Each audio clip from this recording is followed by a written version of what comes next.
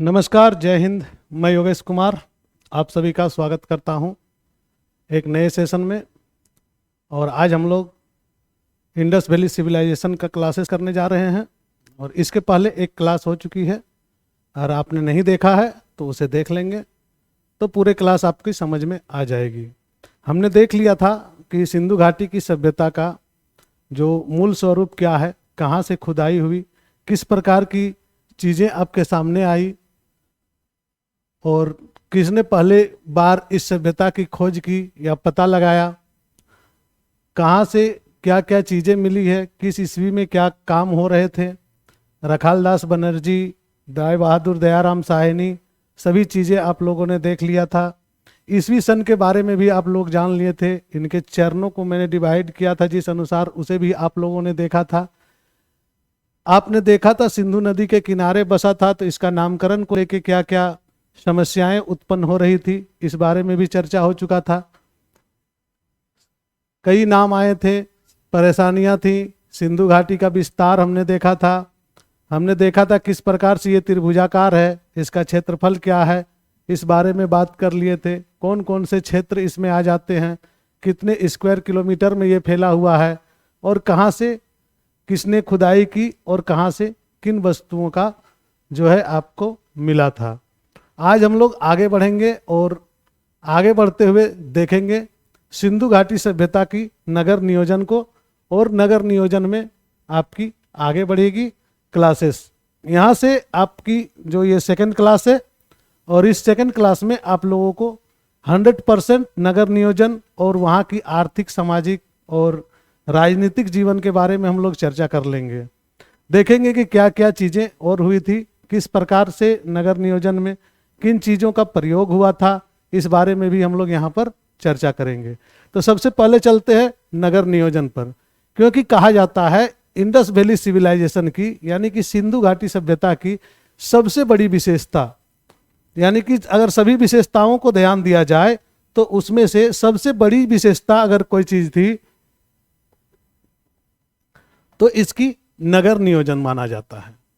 इस सभ्यता में जितने भी स्थल पाए गए, उसकी नगरीय व्यवस्था जो थी, उसका जो प्लान्ड सिटी था, अर्बनाइजेशन जो था, वह अपने आप में ही आज के अर्बनाइजेशन को भी चुनौती देती है। यानी कि ये जो सभ्यता है, यह सभ्यता उच्च कोटि की सभ्यता के रूप में आपके सामने है, और इस उच्च कोटि की सभ्यता को हम लोग समझने का कोशिश कर रहे हैं। दोस्तों, नगर नियोजन के तहत हम लोग देखेंगे इसका नगर सब का स्वरूप, उसकी उत्तम जल निकासी व्यवस्था और किन किन चीज़ों का इसमें आपका प्रयोग हुआ था। तो चलिए आगे बढ़ते हैं और देखते हैं नगर नियोजन। आप लोगों ने ग्रिड प्रणाली की बात सुनी होगी, और ग्रिड के रूप में बहुत जगहों में आपने ये बातें सुनी होगी कि सिंधु सभ्यता जो सभ्यता थी, यह सभ्यता का जो नगर था वह नगर ग्रिड सिस्टम पर था। तो ग्रिड सिस्टम एक तरह की जो शतरंज हम लोग खेलते हैं, शतरंज की बिसात जो होती है उसी प्रकार से होती है दोस्तों, उसी को हम लोग ग्रिडिंग सिस्टम कहते हैं। यानी कि शतरंज की बिसात जो है उसे ही हम लोग ग्रिड सिस्टम कहते हैं। यहाँ पर देखेंगे तो साइड में आपको मुख्य सड़क दिख जाएगी, जो कि ये मुख्य सड़क है, और घरों के लिए ये जो सड़कें हैं, साथ साथ में सामान्य सड़कें भी है जो पतली पतली है, और यहाँ पर बीच में जगह जो है खाली रखा गया है। और फिर से यहाँ पर आ जाती है आपकी मुख्य सड़कें, यानी कि मुख्य सड़कें और घर तक घुसने की सड़कें दोनों अंतर थी, और दोनों की साइज भी अलग अलग देखने को यहाँ पर हमें मिल जाती है। दोस्तों, ये जो ग्रिड सिस्टम है, इस सिस्टम की सबसे खास बात क्या है, इसे देखते हैं। अगर इस ग्रिड प्रणाली पद्धति में देखेंगे तो उत्तर से दक्षिण की तरफ सीधी लकीरें बनाई जाती है, और पश्चिम से पूर्व की तरफ भी सीधी लकीरें बनाई जाती है। यानी कि उत्तर से दक्षिण भी सीधी लकीरें और पूर्व से पश्चिम भी सीधी लकीरें देखेंगे यहाँ पर, तो उत्तर से दक्षिण भी सीधी लकीरें और पूर्व से पश्चिम भी सीधी लकीरें बनाई जाती है। इसी प्रकार से जो उत्तर से दक्षिण का लकीरें और पूर्व से पश्चिम की लकीरें जिस एंगल पर काटती है, ये जो एंगल बन रही है, इस एंगल को हम 90 डिग्री के एंगल को रूप में हम लोग जानते हैं। यानी कि 90 डिग्री में सड़कें एक दूसरे पर क्रॉस करती है। यानी कि ये सारी सड़कें एकदम व्यवस्थित ढंग से हैं और एक दूसरे पर काटती है, समकोण पर काटती है। अगर नगरों का हम बात करेंगे तो यहाँ पर दो प्रकार के नगर आपको देखने को मिल जाते हैं जो दो प्रकार से बटे हुए थे। पहला जो नगर है इसका, उसको हम लोग बोलते हैं पूर्वी नगर, यानी कि जो पूर्व के दिशा में था, और दूसरा जो नगर बोलते हैं उसे हम लोग बोलते हैं पश्चिमी नगर। पूर्वी नगर जो है, यह पूर्वी नगर जो है आर्थिक रूप से कमजोर वर्ग के और मजदूर किसानों के लिए थे जो पूर्वी नगर में रहते थे। और अगर पश्चिमी नगर की बात करेंगे तो यहाँ पर अमीर और राजपाट से जुड़े हुए लोग रहते थे, यानी कि अमीरों की अलग बस्ती थी और जो मजदूर किसान थे उनकी अलग बस्तियां थी। ये लोग ऊपर में रहते थे, टीले पे रहते थे, और ये लोग नीचे गढ़ी में रहते थे, जिसके बारे में हम लोग यहाँ पर देखेंगे और आगे जानेंगे कि क्या क्या और चीजें यहाँ पर आ रही है। ये सारी नगर नियोजन जो है, यह नगर नियोजन जो है यह अपने आप में बहुत ही मायने रखती है, और इन नगरों को बनाने में जिन वस्तुओं का प्रयोग किया है उसमें से सबसे प्रमुख वस्तु है वो है ईंट। इन ईंटों का प्रयोग जो है यहाँ पर किया गया है। और अगर आप इमेज को ध्यान में देखेंगे तो ये देखिए कच्ची पक्की दोनों ही प्रकार की ईंटों का प्रयोग करके ये लोग अपने घरों का निर्माण किया है। ईंटों से जहां तक संबंध है, ब्रिक्स से जहां तक संबंध है, तो इस सभ्यता के नगरों, भवनों, दुर्गों को ईंटों के माध्यम से बनाया जाता था। आप समझ रहे होंगे कि ईंटों का प्रचलन जो है आज हम लोग कर रहे हैं, और ये लोग बहुत पहले से ही ईंटों का प्रचलन कर रहे थे। यहाँ पर दोनों प्रकार की ईंटों का वर्णन किया गया है, कच्ची ईंट और पक्की ईंटों का। यानी कि वे सारे ईंट जो ब्रंट ईंट कहलाते हैं वो पक्की ईंट होते हैं, और जो ब्रंट नहीं होते हैं यानी कि जो जलाए हुए नहीं होते हैं उसे हम लोग कच्ची ईंट कहते हैं। तो यहाँ पर दोनों भी प्रकार के ईंटों का प्रयोग किया गया है। मुख्य रूप से अगर कहते हैं कि भवनों के चारों तरफ जो है एक घेरा भी बनाया जाता था ताकि कोई भी बाहरी लोग तुरंत प्रवेश न कर सके। आज भी हम लोग भवनों के चारों ओर बाउंड्री का कंसेप्ट डेवलप करके रखे हुए हैं। अगर हम बोलेंगे कि घर के बनाने के लिए जिन ईंटों का प्रयोग किया जाता था उन ईंटों का अनुपात क्या होता था, 4:2:1 के अनुपात में, यानी कि 4:2:1 ये अनुपात में ईंटें बनती है। अभी हमारे पास जो ईंटें बनती है वह ईंटें कैसे होती है, तो 2.5:5:10 ये हमारे पास आज के जो दौर में घर बनाते हैं तो लगभग ये ईंटों की साइज इसी प्रकार की होती है। तो एक कैलकुलेटेड वे में ईंटों का निर्माण उस काल में भी होता था दोस्तों। चलिए आगे बढ़ते हैं और देखते हैं कि क्या है। तो इसमें हम देखेंगे कि यहाँ पर ईंटों के बाद आ जाती है सड़कों का निर्माण, यानी कि सड़कों के निर्माण में भी ये उन्नत तरीके का प्रयोग करते थे। कहते हैं कि ये पूरा नगर जो है आपका ग्रिड स्वरूप में था, और ग्रिड रूप में होने के कारण सड़कें एक दूसरे को समकोण पर यानी कि 90 डिग्री पर काटती थी और ये 90 डिग्री का एंगल बनाती थी। इसके अलावे जो भी घर में समकोण बना और घरों के बगल से गुजर कर ही जाती थी, सड़क एकदम घर के बगल से गुजर कर जाती थी। इस इमेज में आप देखेंगे तो सड़कें जो है घरों के बगल से गुजर के जाती है, और ये जो सड़कें हैं ये सड़कें कोई साधारण सड़कें नहीं हैं, ये सिंधु घाटी सभ्यता की सड़कें हैं दोस्तों। सिंधु घाटी में उस काल में जो सड़कें थी वो सड़कें किस आधार पर बनी हुई थी, तो वे सड़कें आपको एकदम से सपाट और 90 डिग्री के एंगल पर काटती हुई, जोड़ती हुई, घरों को जोड़ती हुई। ऐसा नहीं है कि आपका गली कोचा में घर घुस गया है, अंदर में चल गया है, कोई प्लानिंग नहीं है, जैसे ही घर बना दिए हैं। कल जो जरूरत थी उसके अनुसार आज घर बनाएंगे तो आपको ज्यादा बेहतर होगा, लेकिन हम लोग वर्तमान को देखते हुए घर बना दे रहे हैं, जिससे क्या होगा, यातायात की असुविधा हो जाती है। ये प्लान्ड नगर है, और प्लान्ड नगर में आप जाएंगे, चाहे आप किसी भी सिटी में, चाहे बोकारो हो, धनबाद हो, जमशेदपुर हो, रांची की HEC हो, तो जो प्लान्ड सिटी है, जहां पर प्लानिंग के तहत बनाई गई है, वहां पर देखेंगे आपको तो बहुत ही सुंदर व्यवस्थाएं होती है। रास्ते अलग होते हैं, घर अगल बगल में होते हैं, सभी घरों तक समुचित यातायात की व्यवस्था होती है। आप समझ सकते हैं कि सिंधु घाटी सभ्यता में ये चीजें बहुत पहले ही थी। और सड़कों की चौड़ाई देखिए, जो मुख्य सड़क थी वो लगभग 10 मीटर चौड़ी होती थी। आज भी नहीं हम दे पा रहे हैं इतने 10 मीटर चौड़ी सड़कें। मुख्य सड़क की बात करें तो 10 मीटर की चौड़ी सड़कें, और लगभग जो छोटी सड़कें होती थी जो गलियों से गुजरती थी वो भी 3 से 4 मीटर की चौड़ी होती थी। यानी कि यातायात की समस्या तो होनी ही नहीं है। किसी भी प्रकार के गाड़ी आ जाए तो वो आसानी से पार हो। ऑल व्हीकल्स यहां पर हम कह सकते हैं कि आराम से पार होंगे या नहीं, आप खुद सोच के देखिए। 10 मीटर चौड़ी सड़क है मेन सड़क, साइड सड़क है वो 3 से 4 मीटर चौड़ी है। कितनी चौड़ी आपकी गाड़ी होगी? अगर प्राइवेट गाड़ी अगर आप चलाते होंगे तो अरे ज्यादा से ज्यादा 7 से 8 फीट की चौड़ाई में आपकी गाड़ी आ जाएगी।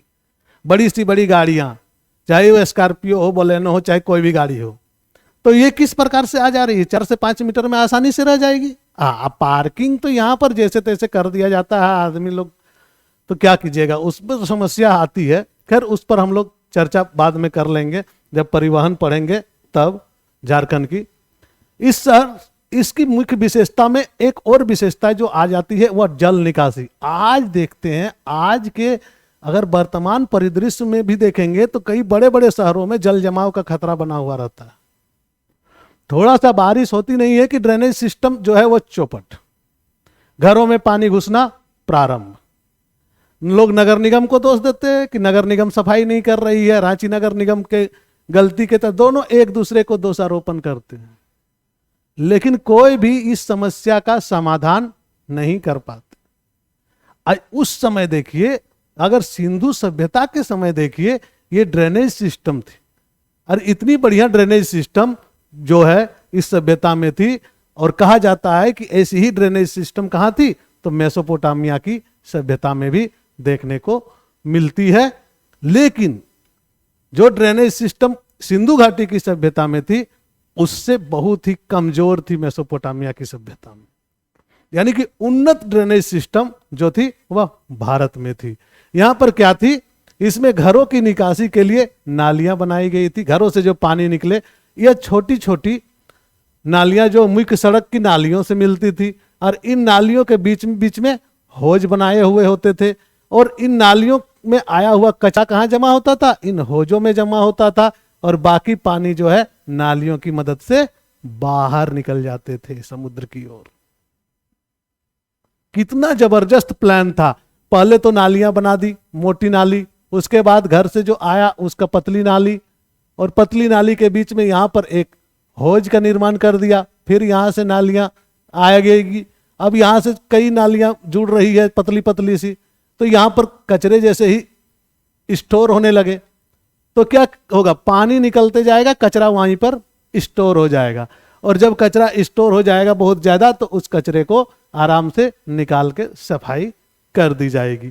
इतनी बेहतरीन व्यवस्था थी उस समय में। आज भी इतनी बेहतरीन व्यवस्था हम लोग दे नहीं पा रहे हैं। तो आप सोचिए कि कितनी डेवलप जो है उस समय की सभ्यता थी। यानी कि सिंधु घाटी की सभ्यता कितनी डेवलप सभ्यता के रूप में थी हमारे पास, जिससे हम अनजान थे। और इस सभ्यता से हम अनजान थे। कई चीजें ऐसे हैं जीवन में कई चीजें ऐसी है जिससे हम अनजान होते, परंतु वो होते हैं और वो आपके जीवन को इफेक्ट करते हैं। तो इन इफेक्ट को आपको देखना होगा कि किस कारण से ये अफेक्टेड हो रहे हैं हम अपने जीवन में। क्या सही रास्ते पे वो जा रही है या गलत रास्ते पे वो जा रही है? इन सभी चीजों को सोचने की आवश्यकता है। अब हम लोग चलते हैं सिंधु घाटी सभ्यता के जीवन पर, यानी कि वहां रहने वाले लोग क्या करते थे, कैसे निवास करते थे, लोगों का जीवन शैली क्या था, वहां का राजनीतिक जीवन क्या था, वहां का आर्थिक जीवन क्या था, वहां का सामाजिक जीवन क्या था, वहां के धर्म क्या थे। इस बारे में हम लोग चर्चा कर लेते हैं। जानते हैं कि हमसे जो डेवलप सभ्यता थी, यानी कि हमारी जो डेवलप सभ्यता थी, इस सभ्यता में और क्या क्या ऐसी चीजें थी जो हमें जाननी चाहिए। दोस्तों, इसका सबसे पहला है कि हम इसकी राजनीतिक जीवन पर बात कर लेते हैं। देखिए, एक बात आपके सामने आ जा रही है कि सारे जो चीजें हैं वह हम किस पर आधारित है, तो पुरातात्विक स्रोतों पर आधारित है। हमारे पास कोई लिखित विवरण है नहीं, और अगर लिखित विवरण नहीं है तो हम सिर्फ अनुमान लगाते हैं, और अनुमान भी किस आधार पर लगाते हैं, तो पुरातात्विक स्रोतों के आधार पर लगा रहे हैं अनुमान।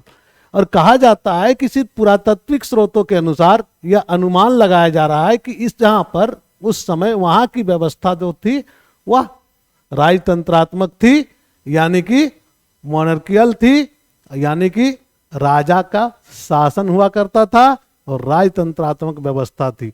लेकिन ये राजा कौन थे, इस पर शंका थी, क्योंकि इसका कोई लिखित प्रमाण नहीं मिला।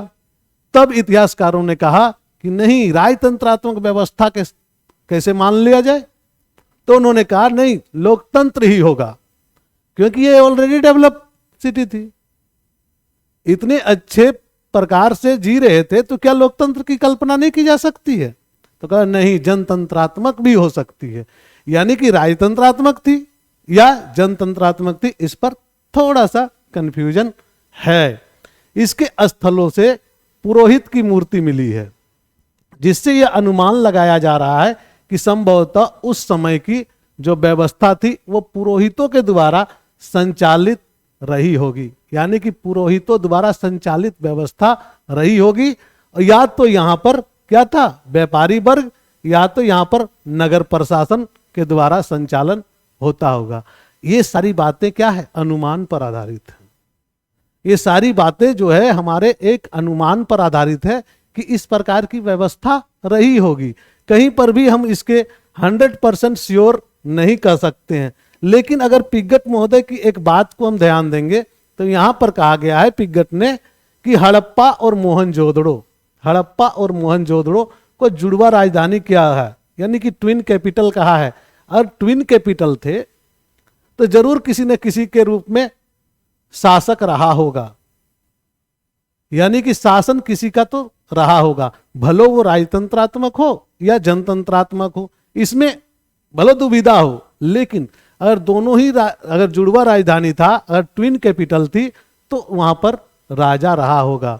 इसके साथ साथ हंटर ने मोहनजोदड़ो में शासन व्यवस्था को राजतंत्रात्मक स्वीकार कर लिया, हंटर ने इसे जनतंत्रात्मक व्यवस्था स्वीकार कर ली, और अनुमान लगाया जाने लगा कि यहां स्थलों में महल, अस्त्र शस्त्र ये सब नहीं मिले हैं, यानी कि यहां के लोग शांति प्रिय है। और ट्विन कैपिटल का जो सिस्टम है आज भी है, झारखंड में भी है, भारत में भी था। अंग्रेजों के काल में 2 राजधानियों का कंसेप्ट अभी भी है, जम्मू श्रीनगर में भी है 2 राजधानियों का कंसेप्ट। तो समय के अनुसार कुछ चीजें हम लोग एडॉप्ट किए हैं वहां से भी, इसलिए जुड़वा राजधानी का कंसेप्ट हम लोग यहां पर लेके चलेंगे। दोस्तों, यहाँ का सामाजिक जीवन को हम लोग देखते हैं, और सामाजिक जीवन में कई चीजें हैं। और इस पिक्चर को देखेंगे तो यहां पर उचित समतावादी का दर्शन होती है। उचित समतावादी,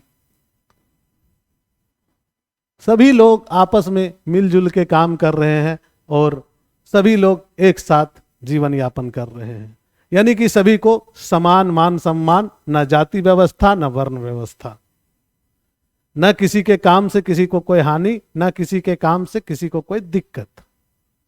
यहां पर न जाति न धर्म, ना ही कोई बहुत बड़ा इशू। तो इस प्रकार से यहां पर इतिहासकारों ने ये अनुमान लगाए कि यहां पर कई वर्ग थे जो रह रहे थे।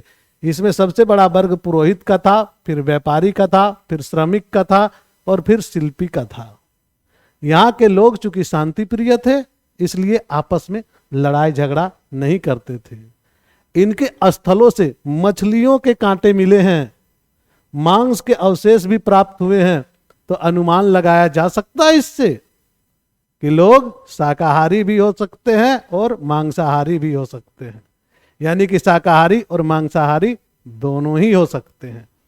शांति प्रिय लोग थे, श्रमिक थे, उचित समतावादी था, और शाकाहारी एवं मांसाहारी दोनों ही प्रकार के लोग यहाँ पर निवास करते थे। दोस्तों, सामाजिक जीवन में इनके स्थलों से एक जो देवी के रूप में मिला है, मातृ देवी का प्रमाण मिलता है। इसको उर्वरा की देवी के रूप में भी पूजा करते हुए देखने को मिला है। ऐसे इतिहासकार ने माना कि ये मातृ सत्तात्मक जो है यहाँ की प्रणाली जो था वह मातृ सत्तात्मक थी। तब भी सोचने पर मजबूर करती है। आज महिलाओं की स्थिति को अच्छा करने के लिए हम लोग अलग से कानून बनाना पड़ रहा है, और उस काल में महिलाओं की स्थिति इतनी अच्छी थी कि वे समाज मातृ सत्तात्मक थे। यानी कि आज जो आप पिता के नाम से जाने जाते हैं, उस काल में अपने माता के नाम से जाने जाते थे। और मातृ सत्तात्मक यानी कि महिलाओं का जो रोल था वह रोल जो है पुरुषों से ज्यादा रहा। यानी कि समाज की स्थिति को अगर देखेंगे तो महिलाओं की स्थिति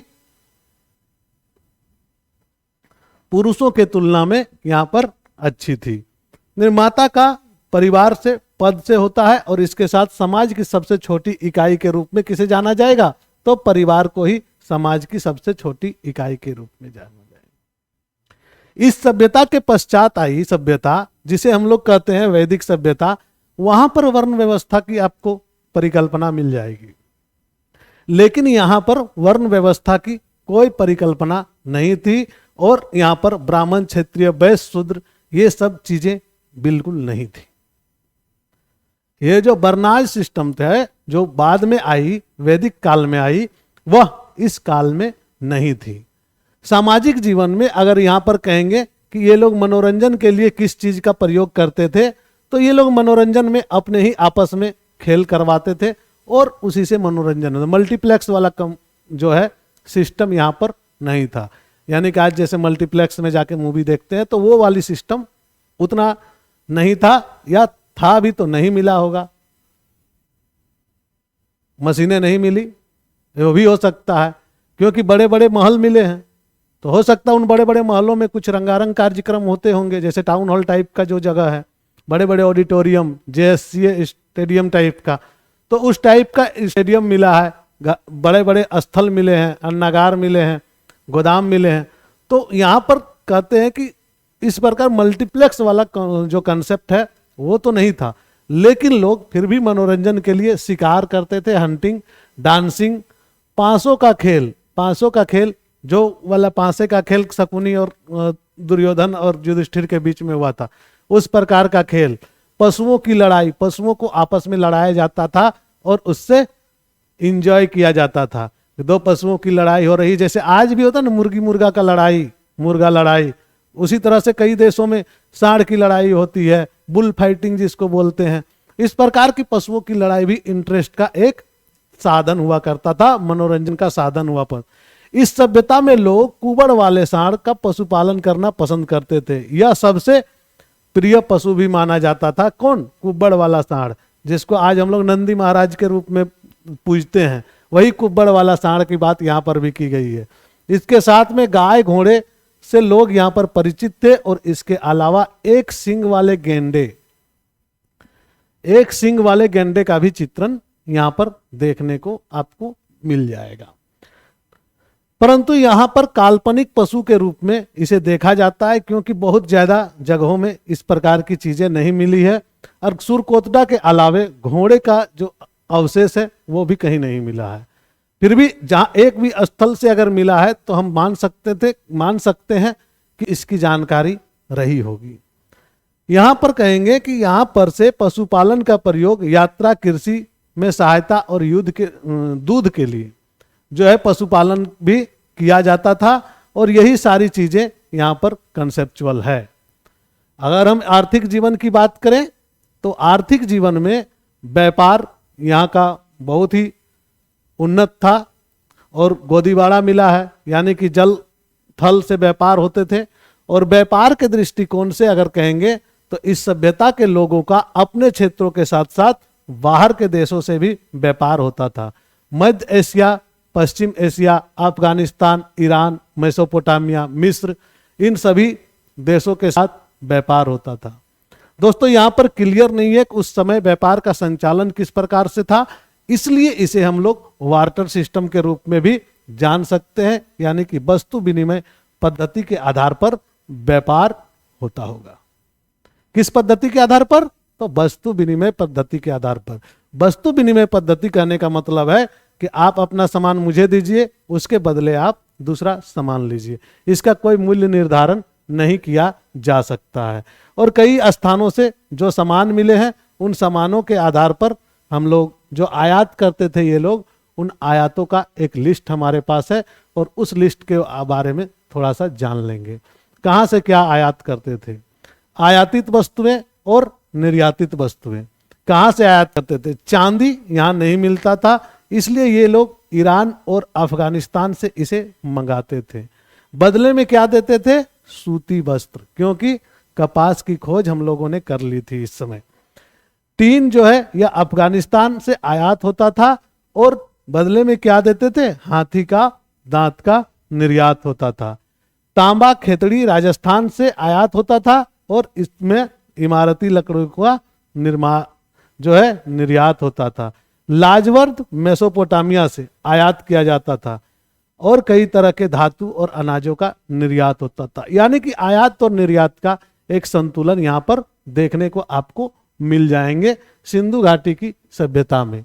यानी कि वे सारी चीजें जो आयात करने की है उसे आयात किया जाता था और जो अधिक होता था उसे निर्यात भी किया जाता था। दोस्तों यहाँ की आर्थिक जीवन में जो दूसरी चीज है वह है कृषि, एग्रीकल्चर। और कृषि से संबंधित बहुत सारे प्रमाण हमारे पास अभी तक मिल चुके हैं। यहाँ पर प्राप्त हुए बनवाली से मिट्टी का हल मिला है, कालीबंगा से जुते हुए खेत के साक्ष्य मिले हैं।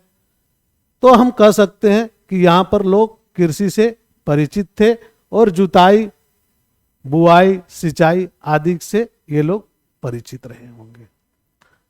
कपास की खोज का श्रेय सबसे पहले किसे जाता है? सिंधु घाटी सभ्यता को। इसके साथ साथ इस सभ्यता के लोग गेहूं, मटर, जौ जैसी फसलों से भी परिचित थे। कपास के कारण ही, यहाँ पर लिखा हुआ नहीं है, कपास के कारण ही बाहर के देश के लोग यहाँ पर सिंडन कहते थे। क्या कहते थे? सिंडन कहते थे। और यही सिंडन एक प्रकार का कपास के ही जो है प्रारूप माना जाता है। चावल के बहुत कम प्रमाण मिले हैं इस सभ्यता में। इसके स्थल, 2 स्थल, लोथल और रंगपुर से चावल मिले हैं और उसके भूसे मिले हैं। लेकिन गन्ने और रागी जैसे फसलों का कोई प्रमाण हमें इस सभ्यता में देखने को नहीं मिले हैं।